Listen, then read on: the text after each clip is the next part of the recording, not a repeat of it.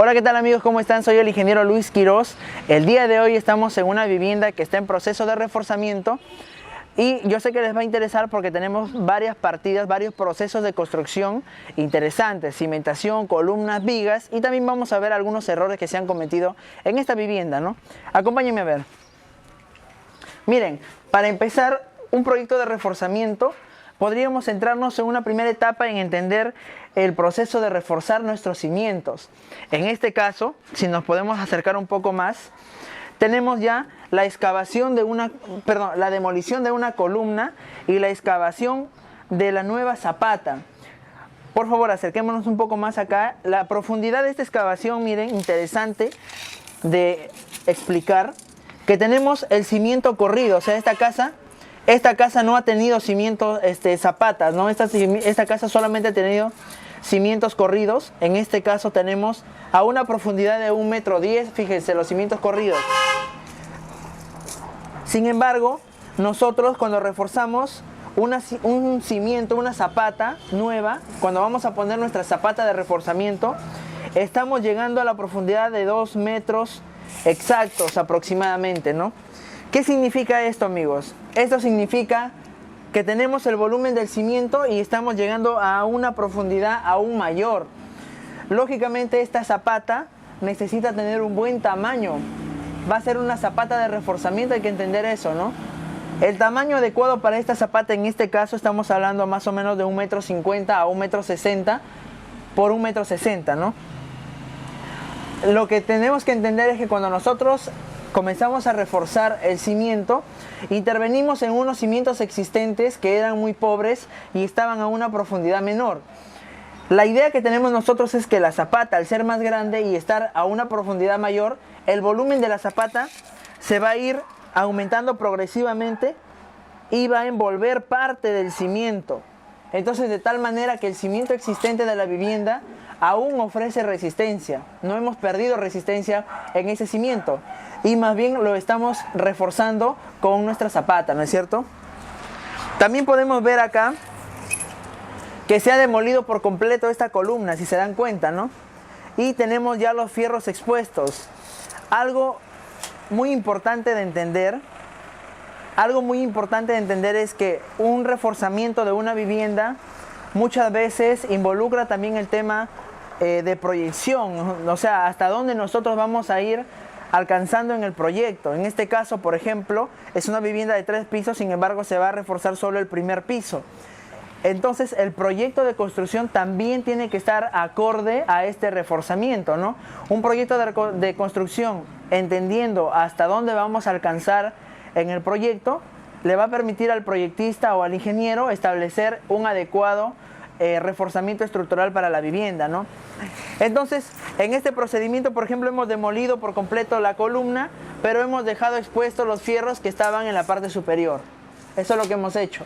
Luego se va a colocar una nueva columna y se va a colocar nuevamente estribos, y esta porción del fierro todavía la vamos a mantener porque la nueva columna, al ser tan grande, vamos a poner prácticamente, espero que puedan entender, va a haber un volumen de una columna nueva y esta porción de la columna existente todavía la vamos a mantener, pero con una mejor cantidad de estribos y mejor diámetro de estribos, ¿no?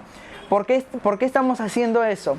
Justamente porque la columna que se proyecta en el segundo piso no se va a demoler, con el objetivo de que en un futuro se amplíe el segundo piso, el reforzamiento, pero que no involucre en el costo inicial actual del proyecto, ¿no? Porque lógicamente no alcanza, ¿no? El presupuesto es reducido. Eso es en este tipo de proyectos. Claro que si me preguntan, pues sería mejor reforzar por completo toda la casa, pero sabemos muy bien que muchas veces la parte económica nos restringe, ¿no? Al menos en la construcción de viviendas. Como muchas personas saben, nosotros nos dedicamos exclusivamente a lo que son viviendas, ¿no? Muy bien, entonces ya hemos visto este proceso de construcción acá, ¿no? Acá también podemos apreciar algo, por lo cual vamos a salir a la calle.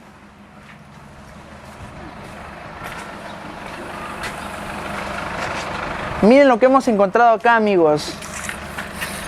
Justamente hay muchas viviendas, no solamente en Lima, sino también en Trujillo y en casi todo el Perú, que emplean una columna para albergar la caja de un medidor. Eso es lo que le pasaba a esta columna. Entonces, ¿eso estará bien o está mal? Lógicamente que está mal, ¿no? Porque este volumen de espacio de la caja de medidor está ocupando el volumen de nuestra columna. Entonces esta columna ya no tiene una dimensión uniforme. Cuando ocurra un movimiento sísmico, esta columna va a fallar simplemente porque se construyó mal, ¿no? De esta forma es inadecuado. Otra cosa que podemos apreciar acá, fíjense, y esto sinceramente es algo sorprendente, ¿no? Porque tenemos rocas grandes, más o menos de 4 a 5 pulgadas, que se han metido en el concreto de esta columna, imagínense, ¿no?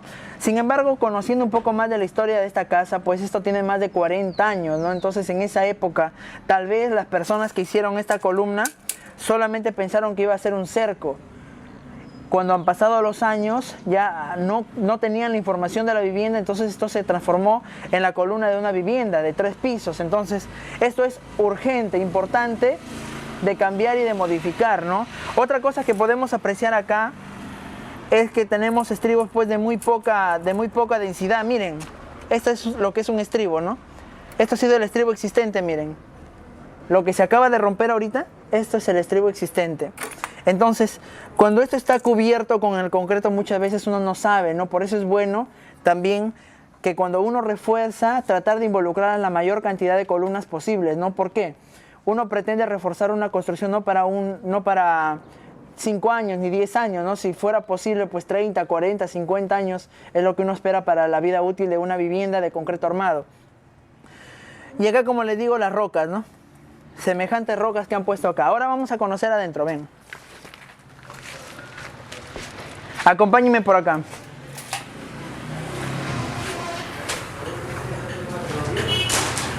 En este lado podemos apreciar, vamos a tratar de acercarnos por este lado.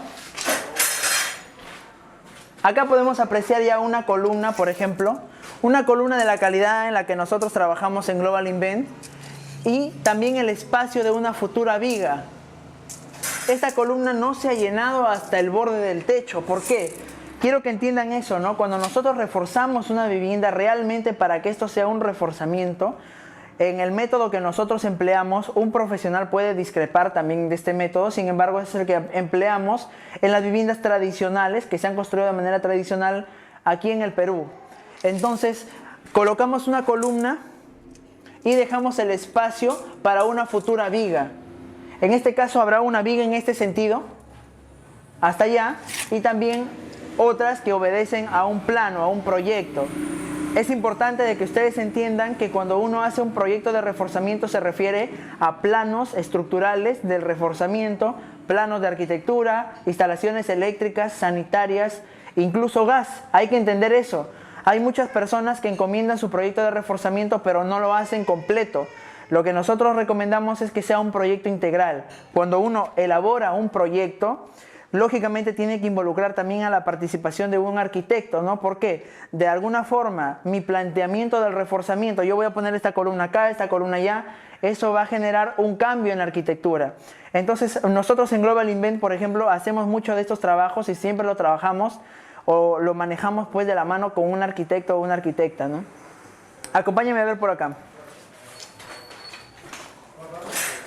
Aquí ya podemos apreciar de forma clara, miren, una columna, ¿no? Una columna de reforzamiento. Hay que entender, esta columna no es una columna de una construcción nueva.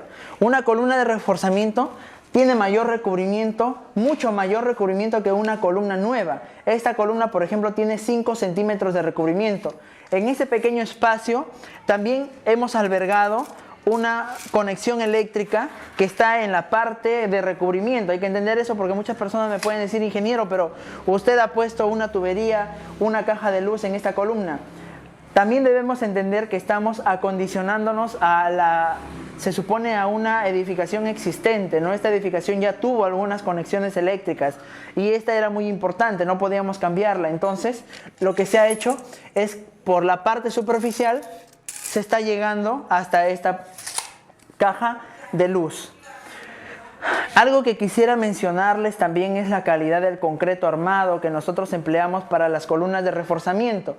Muchas personas me preguntan, ingeniero, pero ¿cuál es la dosificación para un concreto 210? Miren, cuando nosotros empleamos agregados, por ejemplo, de cantera de río, que tenemos arena gruesa y piedra chancada de media o piedra natural de media de cantera, normalmente para llegar a 210 empleamos 4 volúmenes de 20 litros, 4 volúmenes de piedra, de gravilla se puede decir, de media pulgada, 3 volúmenes de arena. Eso es una recomendación. Depende mucho también del estudio de la cantera, ¿no? Porque no todas las canteras son las mismas. Hay arenas que tienen un poco más de arcilla, otras que son un poco más uniformes. Entonces tendríamos que revisar la cantera. Y deberíamos utilizar un volumen o un volumen y medio de agua, ¿no? Para hacer este tipo de concreto. Sin embargo, el concreto que empleamos acá es mayor, tiene una mayor resistencia, justamente porque estamos tocando elementos de reforzamiento, que no queremos que se dañen, ni tampoco que se quiebren las esquinas, ni nada. Y además de eso, que nosotros cuando hacemos columnas de reforzamiento, la probabilidad de alcanzar un buen concreto no es lo mismo que si lo hiciéramos pues como una construcción nueva. Acá tenemos muchas dificultades, los espacios, las aperturas, la fluidez del concreto. En este caso nosotros utilizamos 3 latas y medias o 3 volúmenes de 20 litros de agregado de media pulgada, de piedra de media pulgada, y 2 latas y media de arena, ¿no? Por bolsa de cemento. La bolsa de cemento, al menos aquí en Perú, pesa 42.5 kilos. Eso es lo que tenemos a la mano aquí en Perú. Entonces, y otra cosa, pues la calidad del encofrado, ¿no? La calidad del encofrado que empleamos para nuestras columnas de reforzamiento es aquel que ya no necesita un tarrajeo. ¿Con qué objetivo? De ganar el mayor tamaño de mis columnas. Un ejemplo, cuando nosotros tenemos columnas, por ejemplo, de 23 centímetros, perdón, de 25 centímetros, estas columnas tienen también una porción de 1,5 centímetros aproximadamente de tarrajeo. Sin embargo, si habláramos, estas medidas son exactas, ¿no? Todo el concreto que ustedes ven acá, incluso el recubrimiento, es un concreto superior a 210. Casi llegamos hasta 280, podría decirle, con esa variación en la cantidad de agregados, ¿no? Sin embargo, tenemos la certeza de que estamos llegando con una resistencia superior a 210. Además de eso, también se necesita un buen curado para estas columnas, ¿no? Entonces, aquí está la columna. Si podemos venir por acá.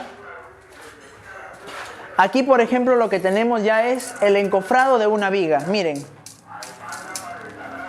Este es el encofrado de una viga. También estamos utilizando la lona plástica para forrar los paneles con el objetivo de que esta viga ya no necesite tarrajeo, ¿no? Eso es lo más importante que quiero mencionarles. Y también podemos apreciar acá las futuras conexiones para una siguiente viga. Hay que entender que en un proceso de reforzamiento no se puede trabajar de golpe todo, ¿no? En una sola etapa no puedo hacer en un solo día o una semana todo. Tenemos que hacerlo paulatinamente, casi como una estrategia. Entonces, de esa manera estamos llenando esta viga para darle ya soporte a este pórtico por completo y estamos dejando la prolongación más o menos de 1,20 m aproximadamente de estos fierros que nos van a permitir empalmar una futura viga hasta el otro extremo. Lógicamente, cuando terminemos de completar todas las vigas, la vivienda estará reforzada, ¿no? Hay que entender también que algunos elementos siempre suelen dañarse. Cuando terminamos el proceso de reforzamiento, vienen los trabajos de resanes, también de algunos pequeños acabados, pero en este proyecto, por ejemplo, atarrajeos como tal no van a haber en los elementos estructurales. Entonces, siempre es bueno pues empezar un proyecto de reforzamiento de la mano con un profesional, ¿sí? Asesórense bien, y para mí siempre es un gusto compartir estos conocimientos con ustedes. Les invito también a compartir sus proyectos. También, si están interesados, pueden escribir al correo electrónico, al número de celular que está en la descripción del video, y bienvenidos sean todos los que quieren trabajar con nosotros con Global Invent. Me despido. Como ya saben, si queremos vivir en el futuro, ya no hay que construir como en el pasado. Nos vemos, cuídense.